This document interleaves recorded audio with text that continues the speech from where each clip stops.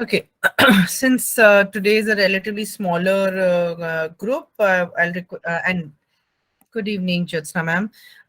Anyone who wishes to unmute and share what is coming to your mind at whatever stage, you're more than welcome. You can also put up your hands or put your ideas down on chat. I usually like keeping my sessions more interactive. So, and also all of you come in from different parts of the country with different experiences. It's always good to hear everyone out and also learn from each other. So today's session is also, while it might sound heavy because we're going to be talking about brain-based learning, I'll try and make it as simplified as possible and as easy to apply in the classroom as possible. So that'll be the intent today. As ideas come to your mind, please feel free to share. Please feel free to stop me, ask me to re-explain something if you feel that, you need an explanation. Now, also, while the title of the presentation is brain-based learning, I cannot do anything about the brain functioning in a 1 hour session. And therefore, what I have chosen to do is that I've picked up parts of brain-based learning which are useful for teachers, and I'm going to cover that as part of this hour-long session. Of course, if you are interested in learning more about the brain and how the anatomy of the brain works and a lot more about neuroscience, I will be happy to share references, or maybe a future session can be designed in that manner as well. But today in this 1 hour, I will typically cover ideas which are useful for us as educators, and therefore what in neuroscience is telling us, how are we going to be able to support our learners in the classroom. So that's how I've planned the session today. Like I said earlier as well, for those of you who just joined us, feel free to unmute, feel free to put on your videos, feel free to put things down on chat as we go along. So this is some of the bit that I am going to be sharing today. Really, what is brain-based learning? Some of you may have had exposure earlier, you may have read about it, etc. So I'll just try and gather all the pieces of theoretical evidence and put it here so that we all are on the same page on what is brain-based learning. A little bit of a theoretical background. How does it impact? How does that understanding impact how children can learn in our classrooms? How do we plan our classrooms differently once we understand how the brain functions? Any other reflections that you may have, and a couple of recommendations for books that I liked reading and which you may find useful as well. So that's what I'm going to be doing today. There's this quote which I found very interesting, and if you could have a look at it, and if there are any thoughts that come into your mind, feel free to share. So I have no special talent. I'm only passionately curious. It's one of those people whom we consider very super intelligent, right? So Albert Einstein, he's saying this. Do any of you have any thoughts when you read this quote? Any thoughts, any things that come to your mind? So he's actually saying, I'm not as talented as you imagine me to be. I'm only very, very curious. Anyone who wants to share what their thoughts might be? I may disagree with the statement. Yes, Pradeep sir, you disagree with the statement? Because he was a man with a very high IQ, it was proven. Yeah. But he's presenting himself so humbly and writing it so humbly. I disagree. That's fine. Okay, so he's proving to be a very humble person.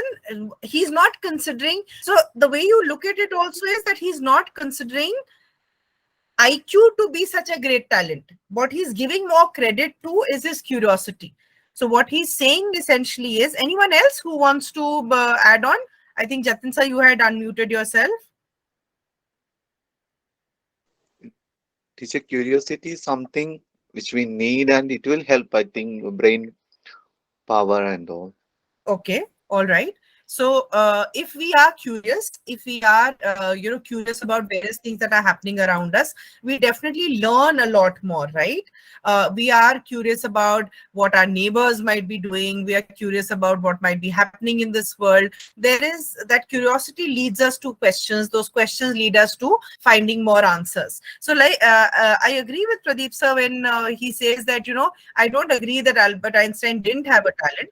He did have a talent, but what he essentially, I think, means by the quote is that I don't want to give so much credit to just the IQ piece. I definitely am learning a lot more because I am ensuring that I am a curious human being. I am being curious, I ask questions, etc. Right? So the bit to remember in this is that while a lot of our brain is related to how intelligent we are, but there are a lot more functions that actually take place in the brain, and those functions are the ones that we should be interested in as educators, not just the IQ of the child. Okay. And I'm going to come back to this in a little bit. We'll discuss this a little more.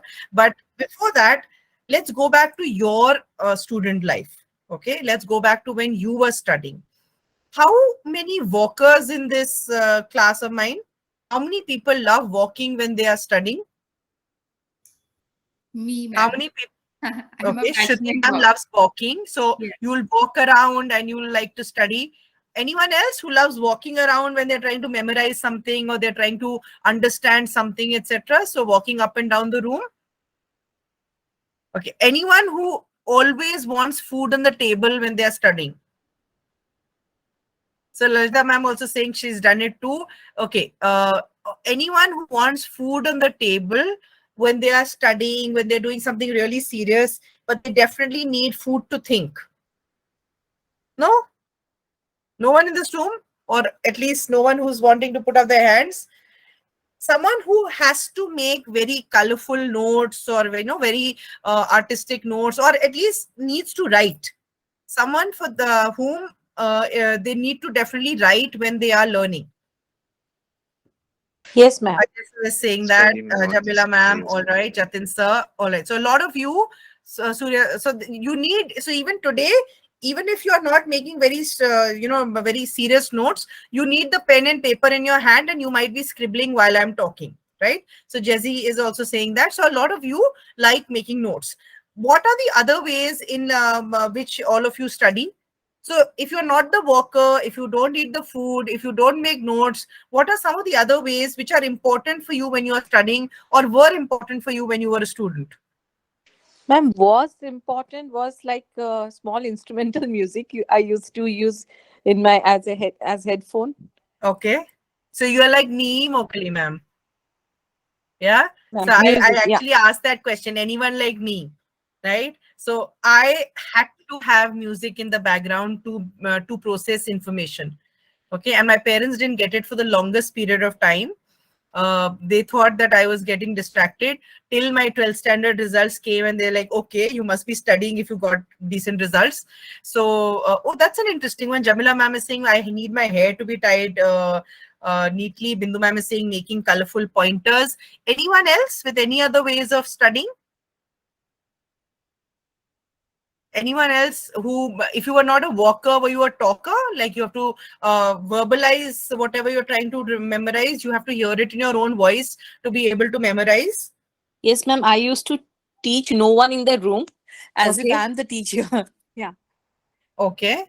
So Bindu That ma'am is helped, saying my that helped daughter, me to learn that faster. helped you to learn. Okay. Meenu ma'am is saying I read aloud. So, just imagine we're about a 30 odd of us and we all have our own ways of learning, right?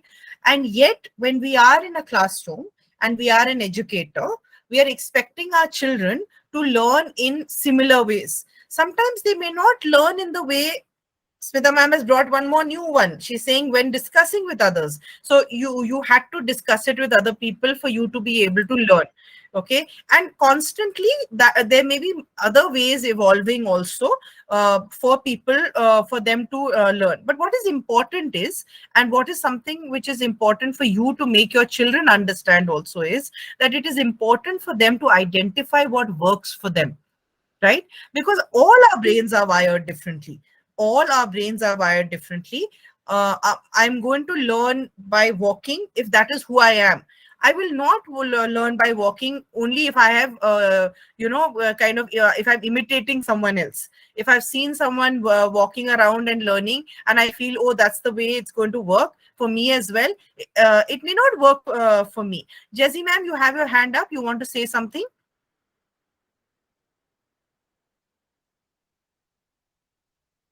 Jessie ma'am, you have your hand up. You want to say something, or was that my mistake? All right. So in case you want to say something, you can let me know. So like you would have realized that once you arrive at what is working for you, that is when you will be doing things that work for your brain. Okay. So the one thing that is important for us to understand is we have to encourage children to identify how they are learning best. What makes them learn best? Do they learn best by drawing graphic organizers? Do they learn best by making notes? Do they learn best by copying notes? Do they learn best by group discussions? How do they learn best, right? So that's the fundamental understanding that we need to have of what goes well with our brain functioning, right? So now, if I may ask in the group here, how many of you have heard of the term brain-based learning, and what do you know of it? How many of you have heard of the term brain-based learning, and what do you understand from the term? Anyone who's heard of it, or for everyone is this new? New, all right. For anyone who's heard of this? Okay. So let's safely assume, okay, so you've heard of mnemonics, yes, okay, as a strategy, okay. So let's assume that if not like fully heard of it, you've either not heard of it at all, or you have heard of it briefly and you're not very sure of it, right? Yes, so mind map is a brain-based strategy. Yes, you're right. Using mnemonics is a brain-based strategy. Yes, you're right. Flowchart. Flowcharts, yes, absolutely. So what is also important to understand is that what are all the functions that our brain actually performs, right? So if I may request everyone in the chat, can you tell me what are all the cognitive functions that our brain performs? Mnemonics is more memory, right? So that is one of the functions. What other functions does our brain perform? Okay, Surya is saying it will help us make connections. What other brain functions are we aware of? Decision making. Decision making, Pradeep sir, absolutely. What else? Analytical thinking, ma'am. And analyzing something. Rishu ma'am is saying problem solving. LJ ma'am is saying store information and retrieve it. Absolutely. So what else is the brain being able to do for you? Design thinking. Design thinking. Okay, so if you break up design thinking, it is teaching us how to empathize with other people. It is teaching us how to do prototyping. It is teaching us how to do problem solving, logical thinking. Absolutely. Any others? Guessing the results. Guessing. Yes. So intuition, guessing, making a logical assumption. Yes, absolutely. So typically every small thing that we are doing on a daily basis requires a cognitive function, right? Even deciding what I should wear today, whether I should put the bindi, not put the bindi, wear earrings, not wear earrings, wear a sari, wear a salwar kameez, wear pants, wear shorts, even that is a decision-making skill, right? So I may be using my brain for daily functioning.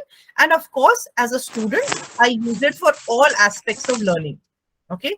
But like I was telling everyone yesterday, for those of you who were there yesterday as well, more and more, we are getting our children used to the uncertain scenarios in the future, right? And therefore, not just memorization, which is the basic cognitive skill, we definitely need to get them used to the higher order thinking skills, like you rightly mentioned, of problem solving, decision making, all of those, which require complex small steps for you to eventually arrive at that final step. I had someone's hand up just now. I'm not sure who it was. Is anyone wanting to unmute and share? Okay. So when we are looking at brain-based learning, therefore, you are looking at a combination of not just how the brain functions, which is the anatomy of the brain, but you're also looking at psychology, you're looking at neuroscience, and you're also looking at a little bit of technology, because that's the space we are in currently, right? And rather than it being a very concrete theory, it is more of a mindset that we need to develop as a teacher, to ensure that we are looking at how the child is learning and being able to create environments that they are able to learn effectively, right? So now, for example, I have always been a very adult learner person. So I generally train and teach adolescent and above, and I'm very happy when there are adults in the classroom, right? And early on, when I started doing adult training for the first time, I was very young, right? But I realized that as adults in the classroom, everyone comes in with their own experiences, right? So all of you, like if it's Shruti ma'am or Jatin sir or Mokuli ma'am or Bharti or Sandhya or everyone else that I'm seeing on screen, or Neha or anyone else, all of you come from a space that you have had your own life experiences. And unless I give you the opportunity to share those life experiences in a training program, you will not learn, because you want to be sure that what you are understanding from the workshop that is happening, is that correct or not, right? So that's the psychology behind it. Now, when I look at the neuroscience aspect, I'm looking at how is the brain wired, what is going around in the brain, how is the brain processing, okay, what are the different parts of the brain, and we're going to talk about that in a little bit.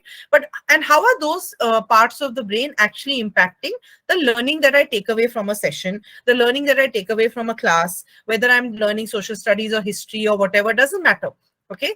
But how is all of that going to come together to ensure that I am going to learn from a given session that I'm attending, okay?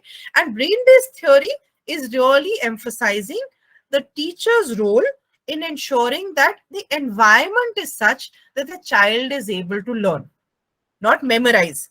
Okay, remember that. It is not talking about that the child should be able to memorize easily, rote memorize easily. Okay, while yes, that is also one aspect of the cognitive functioning. Certain things have to be memorized. The child, I think LJ ma'am was saying, you should be able to figure out where in your brain what information is lying, and can you bring it back and apply it in a different situation.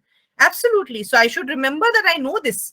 I should remember that I should be able to apply this, right? So when you're therefore looking at brain-based learning, there are different definitions, and I'm going to ask all of you to read these definitions to yourself. You can take screenshots if you want to, you can note them down if you want to, depending on what kind of learner you are. And then after you've read through all the definitions, tell me what is the commonality, what are the keywords. I've highlighted some of them, but really, what are the keywords that we are talking about when we are talking about brain-based learning? So I'm going to give you a minute. We are at 8:18. At around 8:19, either you would have copied these definitions out or taken a picture, read through those definitions, and then tell me, what do you understand of brain-based learning from a combination of these definitions?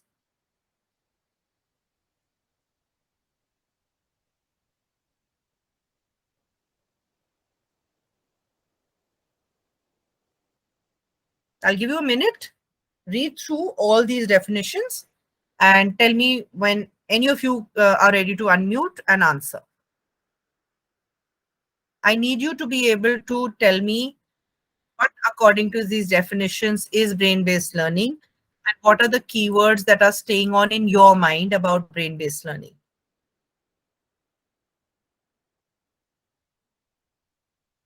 And whenever you're ready to share, I'm ready to listen.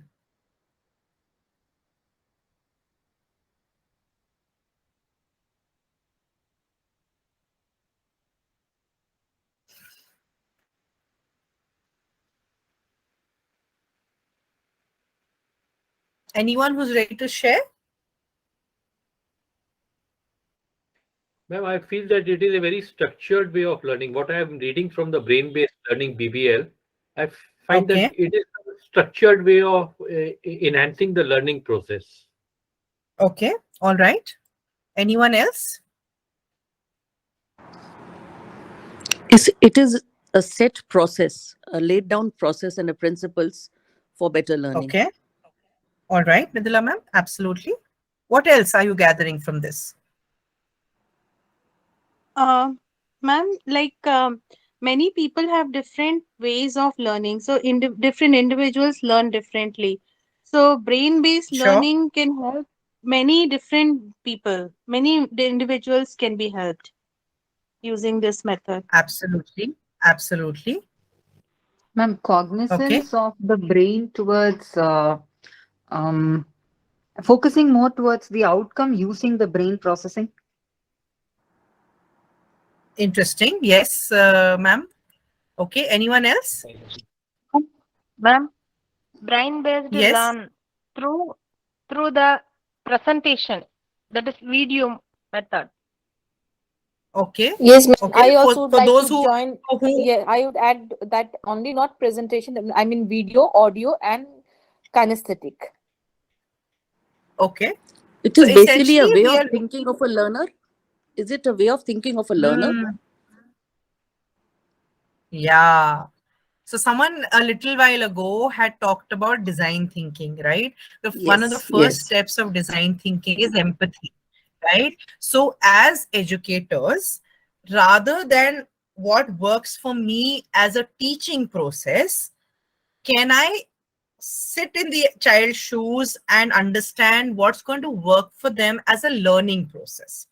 Right. So now, like some of you rightly said, and all of you noticed that then I can decide that different children are going to respond to different aspects of my lesson, because some might be very visual in nature, some might like doing things, they might like participating in an activity, demonstration and all of that, and some may like doing something totally differently. I can keep myself open to catering to all of that. Doesn't matter, right? Because eventually I'm of the belief that every brain is going to be wired differently, and if it is going to be wired differently, it is going to process things differently. And then I can also cater to children who might have a learning disability, because I know that they are struggling with a particular function, but everything else is fine, right? So can I ensure that I understand individual differences, accept individual differences? Can I also make, so Pradeep sir on one hand is right where he says the process is structured. The process is structured for the teacher to say, has she looked and ticked at all the principles of brain-based learning? But for the child, it will be all kinds of permutation combinations depending on their needs, right? So you're not just functioning from a linear perspective. You are saying, I could be at the center of it all and trying to function from all perspectives that might be possible. Is that okay with everyone? Are you okay so Yes, far? ma'am. Anyone Yes, ma'am. wants to Thank you, ma'am. add, Yes, ma'am. Very delete good. anything that I've said? Okay, so keep that in mind. Okay, keep that in mind. And then let me take you through something which is known as the theory of knowledge. Vandana ma'am, I will add to this. Okay, I will add to this. And if I am not able to explain it to you in the next couple of slides, then I will pause and explain all over again. Okay. So when you're looking at brain-based learning, for this slide, as of now, just assume or just understand that you are accepting the fact that different children will process things differently. Okay. When I'm saying different children will process things differently, I am not for one saying that different children will have different IQs. And which is why I'm going back to that same, I could have 3 children at exactly the same statistical value of IQ, but being able to process information very differently. So some of them may get very excited when they see a video, but the same child, a different child may not be so bothered about what the video is, may want to make notes, right? So therefore, even at the same IQ levels, you will have children accepting information. By processing information, I mean accepting information, making sense of that information, transferring that information into their brain and retaining it there in different ways. Does that make sense to you now? So the steps that I will follow of how to memorize will be different for different people. The steps that I will follow for taking in information, keeping it with myself and making sense of it will also be different. Some children will ask a lot of questions in class. That's how they learn. Some children will want reflection time, quiet reflection time, trying to understand what has been said. That is how they learn. Okay. So accordingly, as a teacher, are all those aspects available in your classroom? Is the quiet time available? Is the reflection time available? Is the self-processing time available? Is the questioning time available? Okay. So with that, there is this concept that one needs to understand, which is known as the theory of knowledge. Okay. So theory of knowledge, thank you, Vandana ma'am. Theory of knowledge, have any of you heard of? Would you want to make an attempt to explain if you have heard of it? So what does the theory of knowledge say, right? Typically, what do I gather as data, which is just raw pieces of items? I try and make sense of that data and I convert that into information, right? When I'm able to put all that information together,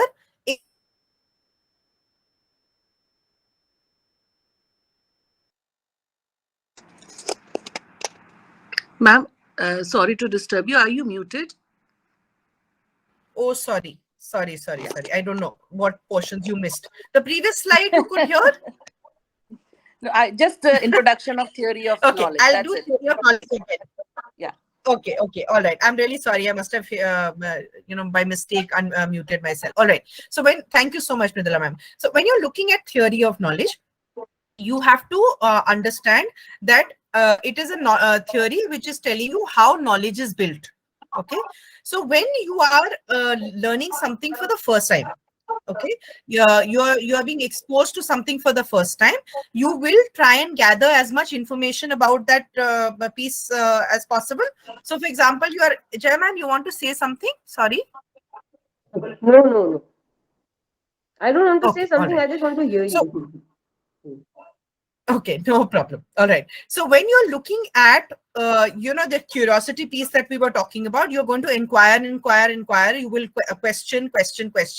That questioning will make you reach a piece of information, and you will have a piece of information which will make sense to you. And therefore, you will understand and gain knowledge, right? So when you're looking at, yes, Kavi ma'am.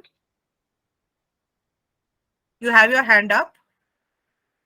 Can I request everyone? I'm sure you have a lot of questions about the theory of knowledge. Can I just finish the cycle and then I'll be happy to answer whatever questions you have, right?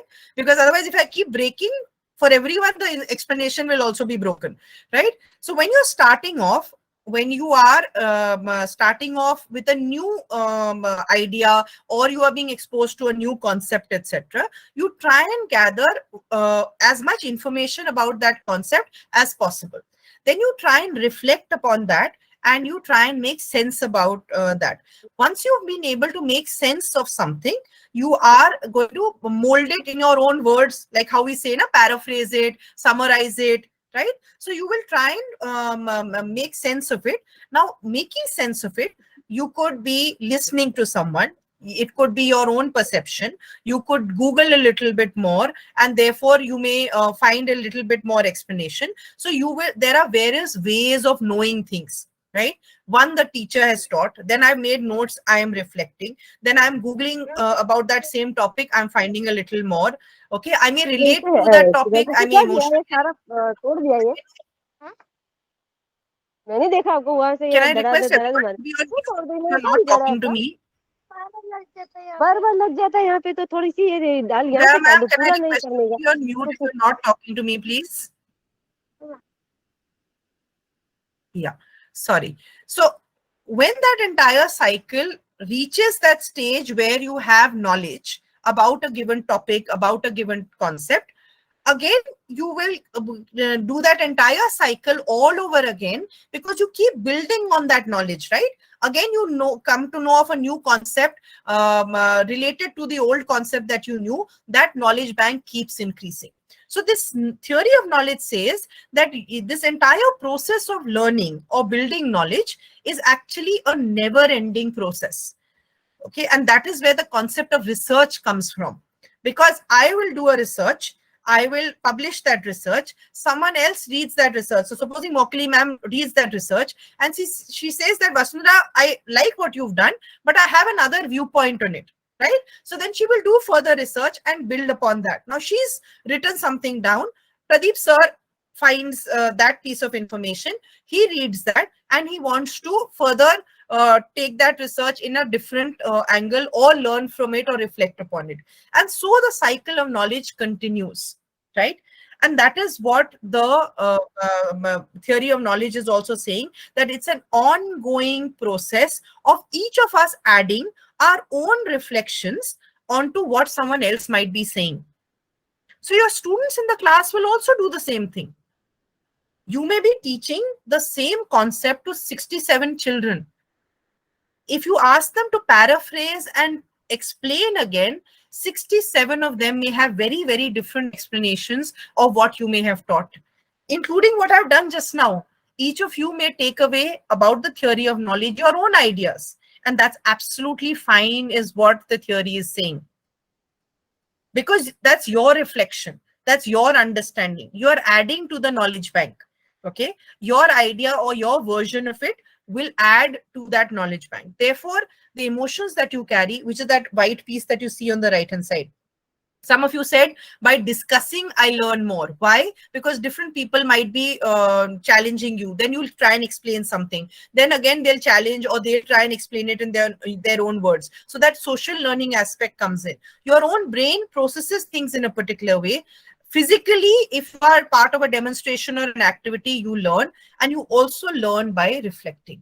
So typically, all those learning systems of the brain have to function in a classroom. If they function well, then it works like a well-oiled machine. If any one or two of them are not present, so the emotional brain is not activated enough, or the social brain is not activated enough, which means you might be teaching very well. You may be an excellent teacher. Okay, you've also given a demonstration, you've given the physical demonstration, the child has learned, but the child has no time to reflect. The child has no time to share it with their friends. So peer-to-peer learning has not happened. Emotionally, the child doesn't connect to the topic that you have done. Learning will not be taking place in its entirety. That's what the theory is saying. Now, some of us may agree to this theory totally. Some of us may have our own versions of it. And that is also okay, because that is what the theory of knowledge says. Whatever I add as reflection, that's my experiential learning that I'll add to that entire piece.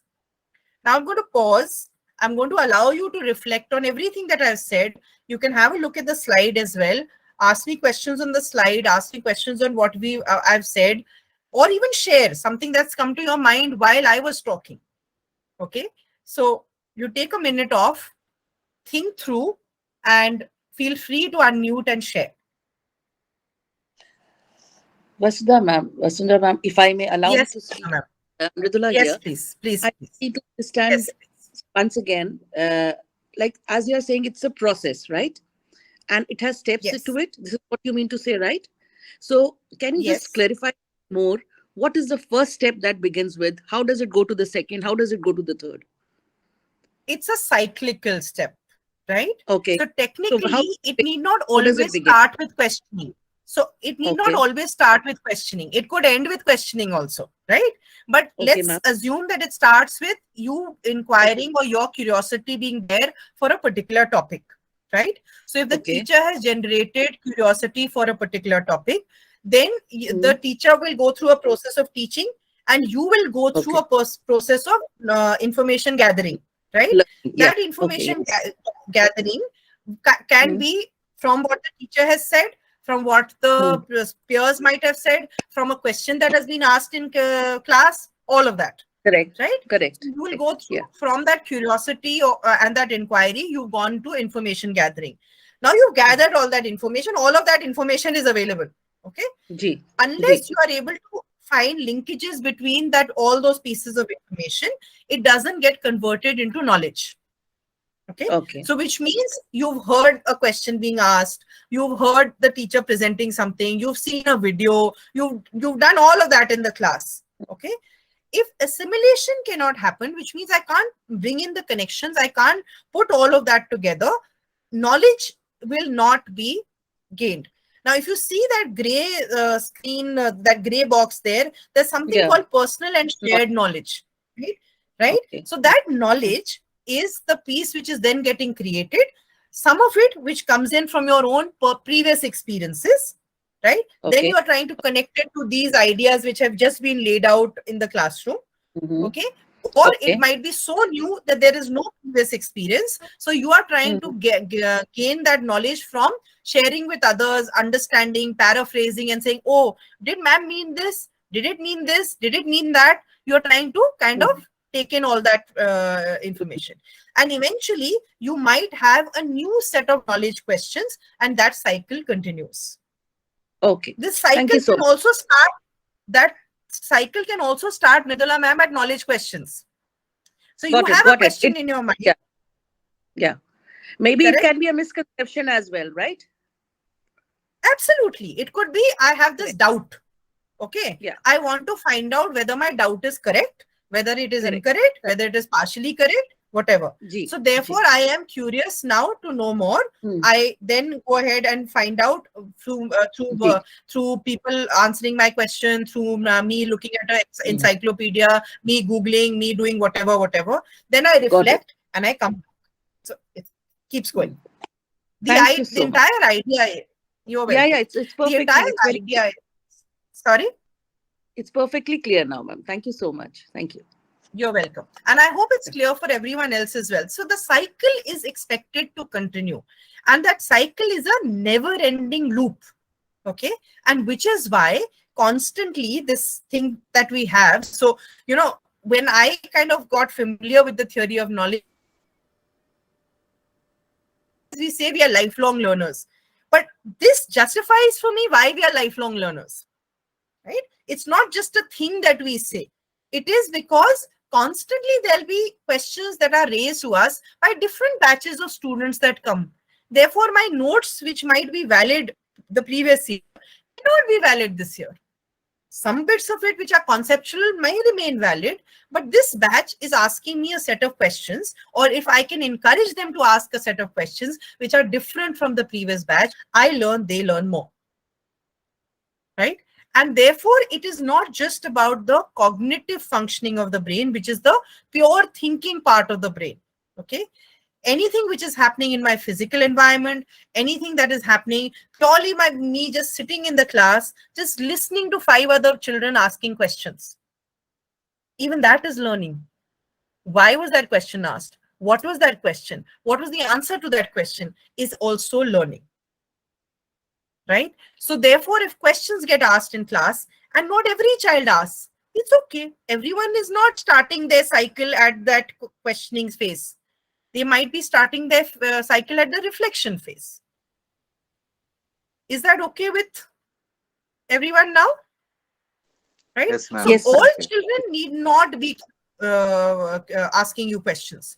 That doesn't mean that they're not learning in the class. It's just that how do you develop that environment where you tell them that even listening to a question is going to teach you something. So learn from that, right? Now, here is a set of statements which you and I may not believe, but research is telling us that a lot of educators believe, okay, across the world. So across the world, there are people who believe that, and you may have also heard of some of these myths, okay? There are people who believe that only 10% of our brain gets utilized and a lot of our brain does not get utilized, okay? There is also this belief, the left brain versus the right brain. Have some of you heard of that? Have some of you heard of the left brain versus the right brain? Yes. Okay. So what have we heard about that? What have we heard about that? What have you heard about the left brain versus the right brain? It's one related to emotions and feelings and everything. Yeah, Another brain is related to calculations and everything. Right? It's more scientific in thoughts. I have heard something like conscious and subconscious state of information saving. One side of the brain is related to our emotions and the other side of the brain is related to... Sorry? Could you repeat Yeah. that? I didn't catch that. Ma'am, one side of the brain. Ma'am, sorry, I don't know your name, but we have IT images stored, and on the sure. other side we have the language stored. Other side of the brain we have language. Okay. Ma'am, am I Okay. audible? One side is logical thinking, if Okay. I'm not wrong. Yes. Another side- It's emotions and logic. Yeah. Emotions and So one- logic, on the other hand. Emotions and logic. And do both sides of the brain work for all of us? Not Or is the equally. belief that some set of people are Some more... students have a predominance, if I'm not wrong, Ma'am, some students have sir- a predominance of language, others have a predominance of Okay. maybe both. Some have predominance for logical thinking more, so it differs. It varies. It varies, actually. Yeah. Okay. Ma'am, I've heard about that some lefties and righties. All right. Lefties So, brain works. yes. The people who are lefties and who are rights, who write with the right hand, and the another who writes with the left hand, their brain works This brain differently. work how? I don't know whether it is right or not, but I've heard about it. Who are the lefties, their brain works from the right side, and who are the righties, they work from the left side. You've How? I've heard only. Huh. Yes, the people who use their right Okay, side all right. more, So their then left brain is more active, and the people who use left side, unka right brain is more active. Okay.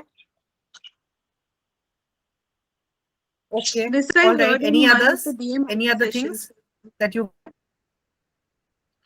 It is said that lefties are intellectuals. Is it so, ma'am?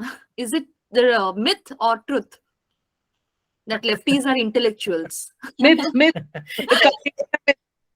Okay, if lefties are intellectuals, why do all the Indian parents ensure their children right hand? Right. They Yeah. all True, children,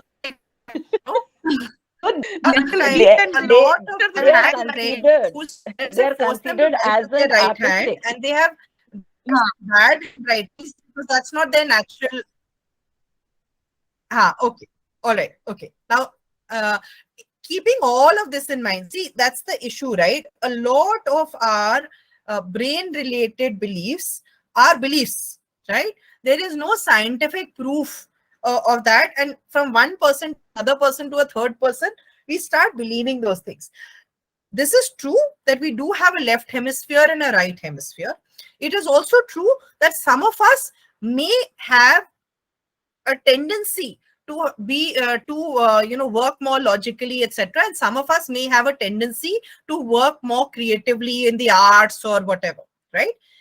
Having said that, both my sides of the brain function for all of us, right? Just because someone is more creative visually, which means they paint and draw, etc., doesn't mean others are not creative in other fields, right? What is creativity at the end of the day? Being able to think differently, being able to be a divergent thinking person, being able to come up with solutions. Even that is creativity, right? So if you are a scientist and you are an innovator, you are also creative. But the issue is that we believe that creativity is about the arts, the crafts, music. Only if I'm a singer or a dancer or a painter am I creative. Okay. So when you're looking at the brain and the functioning of the brain, yes, there can be dominance in the sense that you could have one skill more than the other, but both sides of the brain function. In fact, 100% of the brain functions, 100% of a healthy brain. Okay. If you do have a medical condition, you have a tumor or something like that, then yes, 100% of your brain may not be functioning, but under all other circumstances, 100% of your brain functions. Okay. And then there are things that we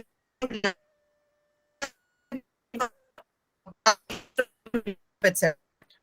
So what I'm going to do is I'm putting a link in the chat.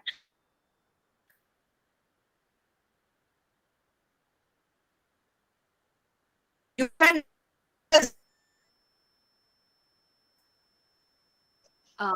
Ma'am, your voice is cracking. It's not audible. Yeah. It's not audible actually. Yeah, it's glitching. Yeah, for me also it's glitching. Yeah.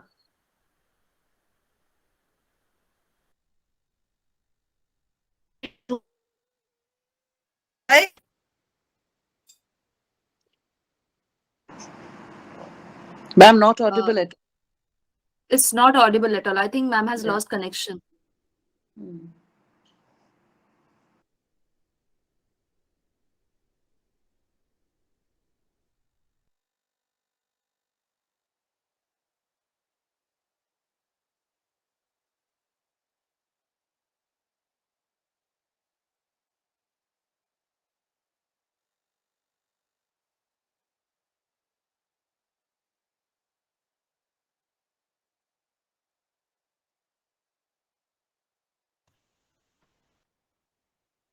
No, my network was not there. Can you hear me now? Yes, yes, Is ma'am. it still Yes, breaking? ma'am, we can hear. Okay. Yes, ma'am. Yes, ma'am. No, Yeah. fine. So now moving on, like we had discussed right in the beginning, there are some principles of brain-based learning that we should be aware of, and as educators, if we can incorporate those into our classrooms, that would help, right? So the first principle is that the brain is a parallel processor. Okay. Children can be distracted a little bit, but they will still be able to listen to you. Of course, when we are saying parallel processor, doesn't mean that they do 30,000 things at the same time. But like we established that even if I'm listening to music, if that's making me concentrate better or pay attention better, it works for me. The brain can do two tasks at the same time. There's a difference in being parallel processing versus multitasking. Okay, when I'm parallelly processing, I'm doing multiple tasks related to the same main task at the same time. Okay, learning engages your entire physiology, which means it is not just about me hearing, it is also about me seeing, it is about me feeling, it is about me feeling comfortable in an environment, no insecurity, etc. I can only learn in a safe environment. I can only learn if I feel safe and I feel secure, right? If I feel that if I ask a question to the teacher and I will not get an answer because she doesn't like questions being asked, I will constantly be thinking, saying, oh my God, if I have a doubt, what am I going to do? Because I can't ask a question, right? So learning has to involve all aspects of our physiology. Of course, this third one is a little philosophical, but that is what the brain-based learning theory and principles believe in, that eventually you do look for meaning in things. Your students will look for meaning. And if you go back to that theory of learning that we were saying, constantly you will be looking at what is the meaning that I draw from, say, this slide, right? What am I trying to arrive at when I'm looking at this slide? What am I trying to understand? So constantly as humans, we will be searching for meaning. Unless we understand something, we cannot remember that. Unless we understand something, we cannot apply that. So constantly you will be looking for meaning for you to be able to learn something, right? Moving on, your search for meaning occurs through finding patterns. So children will learn better if they can connect things to previous things. They will learn better if they find logic, if they find patterns. Okay, so when you are teaching in class as well, if they have a sense of pattern, saying, okay, ma'am is going to introduce the lesson, and then sir is going to do this, and then sir or ma'am is going to do this, that pattern helps them learn and helps them look for meaning in what they're trying to understand. So which means that if you always have a pattern of writing difficult words on the board, if you always have a pattern of making them do notes in a particular way, use a graphic organizer in a particular way, that will enhance and better the learning for the child. Okay, we're going to talk about emotions in a little bit. Yes, please, I have Rishu a ma'am. question, ma'am. Ma'am, what you are saying, that means that before we start teaching, what we do is we give a kind of a structure that first we'll be studying this, and there are few these X, Y, Z. These are the parts of part one. A का part है X, Y, Z. B का part है P, Q, R. This is what you are saying, giving a general Yes. structure. A synopsis general kind of? structure. Yes, A synopsis. absolutely. Okay, Yes. ma'am. So, for Okay, example, if I've seen this in my own sessions. If I have given an outline out to the participants, they are able to switch between one section to another section and keep building upon their information. If there's no outline which is available, okay, then it makes it difficult for the participants to figure out what's happening, right? Also, So, ma'am, for you example, suggest I'm sorry, but you suggest that every time, like every class we conduct, in every class we should give an outline that these are the things that we'll be doing, or we give outline for the whole chapter together. no, every class, a short is good. And then Okay. when you are, for example, if you are doing 3 chapters in the unit, okay, or you're doing 3 topics in a given unit, okay, constantly getting back saying, okay, now I've finished this part. Okay, I'm going to move on to this part. You can always ask me questions about the first 2 parts, but we are now moving on to the third part. So like that, even so what I do as some of my sessions, when they are longer sessions, today is a 1-hour session, but when I have a sequence of sessions and I'm doing part 1 in session 1, part 2 in session 2, part 3 in session 3, even as part of my slides, I have like a timeline. Okay, saying eventually that's the goal. That's the goal. We are going to do part 1, part 2, part 3. Today I finished the first 2 parts. I'm moving on to the third part, and eventually we are going to do the fourth part and finish this unit. Sure. Thank you so much, ma'am. Thank you. So it helps everyone keep track. It doesn't become like a sea of information. Okay, and it helps me ensure how am I building my linkages. Everyone may build linkages in their own way. Okay, but eventually it helps you keep track. Okay, now the last one there is every brain simultaneously perceives, which means they're taking in information and they're also making sense of it, creating that information. So they're also trying to take in information, see where is it going to fit. Okay, do I know this from before? Do I not know this from before? If I know this from before, or I know some of it from before, where is it going to fit into my piece, right? So then you are going to do that. There are a few more. Learning involves both focus, attention, and peripheral perception. Now, these are technical words, but what do we mean by paying attention? Paying attention doesn't mean that I'm not looking around. Paying attention doesn't mean that I'm not thinking about anything else. Paying attention means that if there are 5 things that are there, can I focus my attention on the one thing which is the most important thing, right? So in the slide as well, can you focus attention on that first bullet point because I'm talking about that bullet point, okay? But learning is also going to be about you looking at all the other bullet points which are happening around. Learn is also going to be you trying to link each of these points into your real world, into your classrooms. Unless you are able to do that, you will not be able to take in from this session at all. Okay, so if you have not built in the peripheral perception, you're only listening to me. Okay, you have not in your head linked this up to something that's happening in your class, or something that you want to change in your class, or something that you want to take back from this session. You will never be able to learn from the session, okay, or learn from any learning opportunity that you have. Learning involves conscious and unconscious processes. Some things you will be doing consciously, other things will be reflection, other things will come back to you subconsciously later. Okay, we do have 2 types of memory for sure. Okay, like I said, we may be saying no to rote, okay, but please understand there is a portion of your learning which is not rote memorization necessarily, but definitely things that have to become part of your memory. Okay, so there's a portion which will be rote, but if it only remains rote, that is the problem. Okay, so when I'm saying rote, I'm not saying mugging up, but I'm saying it becoming part of your regular memory, because unless it becomes part of your regular memory, you will never be able to bring it back and apply it.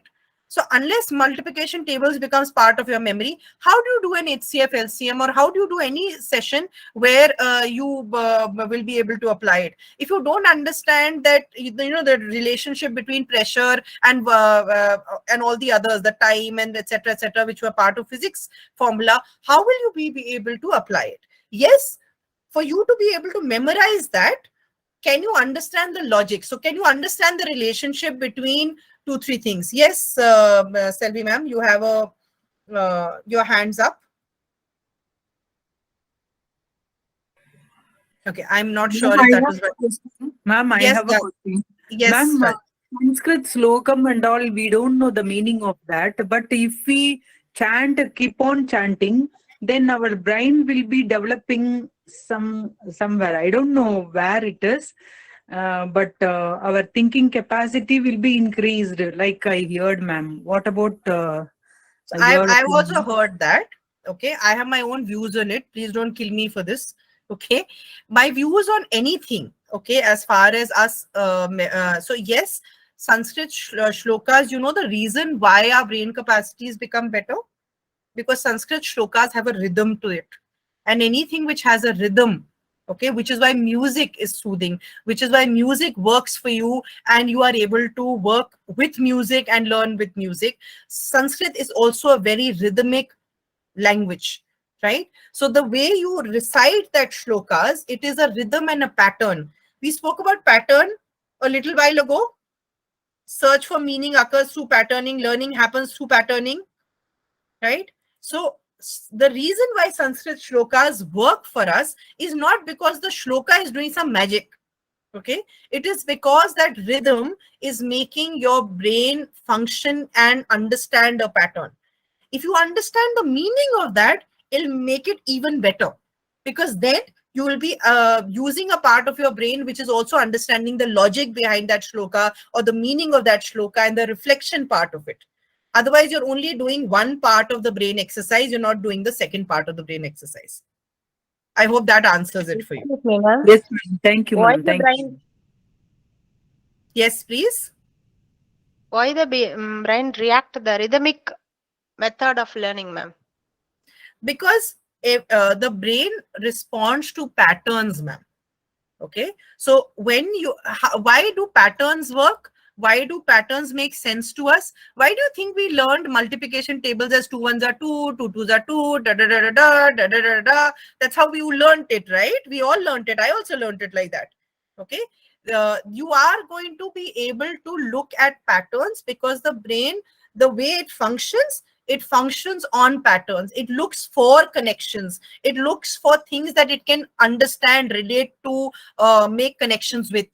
That's how it functions, right? And because anything that you learn in patterns, that is what it is connecting to. But the point is, if you leave it only at that, a portion of your brain doesn't learn to get utilized at all. So the logical, the critical thinking, all of that. So you need both, all parts of your brain to be functioning, and which is why you kind of need to involve all aspects of the brain. And the last bit is, every brain is unique, right? So all brains are going to be unique, which means every child is going to behave differently. You may think that you are doing a multisensory approach and therefore all children will learn, but maybe you need to change something else in the classroom, right? So therefore I'll leave with one last slide. I think my PPT got unshared, right? Excuse me, ma'am. You can't see the PPT, na? Just give me 1 second, ma'am. I'll No, we answer your question. Yeah. Yes, ma'am. Please ask. Yes, ma'am. Some songs we can able to easily understand the lyrics. Some not. Why, ma'am? Because we know. I couldn't understand your question. Can you repeat it, please? No, ma'am. Some songs, if you know repeatedly, some songs the brain easily catch and remember the lyrics, but some songs don't. How is it? What is the difference? Exactly, what is the difference? And that is, it's not just with songs, ma'am. If I'm learning social studies, or if I'm learning history, or I'm learning physics, etc., right? I am going to I'm going to take on information according to what I relate to. Okay. You saw that principle which said that there's an emotional side of the brain as well. So there has to be it's not just about cognition. It is also about what am I interested in more, what's making sense to me more, what are the kind of words I'm more familiar with in the background. So if I'm listening to songs which have dil and love and heart and girl and boy in it, those are words which I relate to. Those are words that I'm aware of. Then songs which sometimes the word lyrics are such that I've never heard of those lyrics, then I find it more difficult to remember them. Then I try and remember them, right? I make effort to remember them. Next time around I encounter that word or similar words, etc., I will be able to pick and say, oh, this is the same word as this song. And then everything is not to do with all of us are not able to process 100% of the information that is available to us, right? We miss on information. So Rishu ma'am, you were asking me peripheral, right? Peripheral means outside. Okay. Some things I am looking at, seeing and building perception. What does perception mean? I'm looking at something and I'm perceiving. I am trying to understand and make sense of what I'm seeing. Peripheral is in and around or even outside. So in the classroom, the child is building a perception because they're learning directly from you. Then supposing you are teaching them, you're teaching them, you've told them to write an essay on, water parks. There can be a child who's never been to a water park, right? So the child will only write about the water park based on some video that you may have shown, okay, some discussion that they may have had with friends, and the child will write an essay. There'll be children who would have experienced a water park and will add their own perception about that based on that, right? Then there'll be a child who's not been to a water park but has seen a movie in which in the water park an accident of a child happened. Child broke a leg. So trust me, that child will write an essay and say, in the water park, my leg broke. So there are lots of experiential learning which takes place, which is the peripheral perception that I built. My experiential learning can be direct experiences, can be indirect experiences, can be experiences based on audio-visual learning as well. But so, ma'am, what you're saying is the meaning that the learner gives to things which are other than obvious. Yes, yes. That is peripheral perception. Yes, and also based very on specific. Yeah, perception is कि मैं खुद अपना क्या meaning देती हूँ उस चीज को. Correct. किसी भी experience को. Okay. और मैंने direct experience से एक perception build किया, एक indirect experiences and everything that's happening outside of the immediate environment. Say also I will build a perception and learning. So when I combine the two is when my actual knowledge or whatever. So that those two aspects are the reflection part also. Ma'am, can we enhance this in our students? Because many a times there are students who come up जिनको ये peripheral perception का they don't know how to express, or maybe, I mean, they are lacking here. Can we help them improvise on this? Absolutely. So the thing is that if you kind of give assignments where they are exposed or will be exposed most naturally to look outside what is the obvious, over a period of time, children will start thinking like that. So again, it's patterning, right? It is a habit formation of the thinking process that I will build. Okay. So I give a project where they don't have to look at the most obvious. I give a project where they have to look at things which are outside the obvious. Okay. And I have some people, including Ala ma'am, who is talking about the song and music, etc. You are absolutely right. Music in general. Okay, why do you find it being used? In fact, as Carpediem, I'm sorry, we are moving a little beyond 7 o'clock. So if some of you want to step out, this is my last slide. Okay, I'm absolutely okay with that. If you're staying on, I'm just going to answer these one or two things that have come in the chat because it's interesting. So music in general has been found even by research to enhance concentration, attention, getting children to relate to things, primarily because all kinds of music, whether you're learning Carnatic music, you're learning hip hop, you're learning Indian classical, Bollywood, whatever, irrespective, eventually you have wo saat sur hai na, or you have the 7 notes. It is going to be a pattern which the brain is able to adjust to, right? And similarly, like I was talking about the classroom pattern a little while back. If children know what they are in for, if children are constantly repeated about that pattern, saying this is where we are, this is how we do things, this is how it is related to the previous knowledge that you had, they are able to pick up things much better, the mental makeup, the memory, everything. So those are the objectives of brain-based learning. There's a lot more that can be done in brain-based learning. I can actually do a 4-hour session on brain-based learning, but today, because it was a 1-hour session, I wanted you to at least understand the importance, and then of course you can build upon that as well, right? So whether you are trying to learn more, you're getting them to improve their knowledge skills, you're getting them to reflect more, those are my key takeaways, right? Get them to reflect, get them to thank you Rishu ma'am for bringing that up, but get them to think about the peripheral. They will automatically constantly get into the habit of relating to that. Also flexibility in the way they can answer questions, flexibility in the way they can address and ask you in yes, of course, I can give you some suggestions on brain-based learning as well. Just give me 1 second. I can give you some books. Here's one which I really found interesting, and I recently got this. So this one is called Brain-Based Teaching in Adolescent Learning. I'll write it on chat. Will that help all of you? Right. So the author is this lady called Glenda Beaumont Crawford. Okay, so she writes about brain-based learning with adolescent. You should be able to find it even in soft copy somewhere.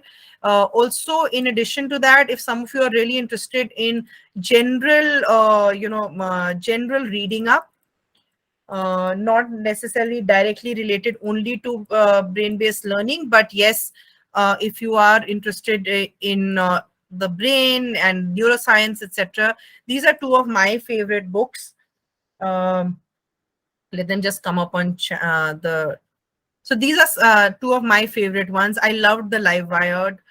It really gives you a good insight, and of course this one is more related to how you can do things in the classroom. So 7.5 lessons about the brain is also an interesting read.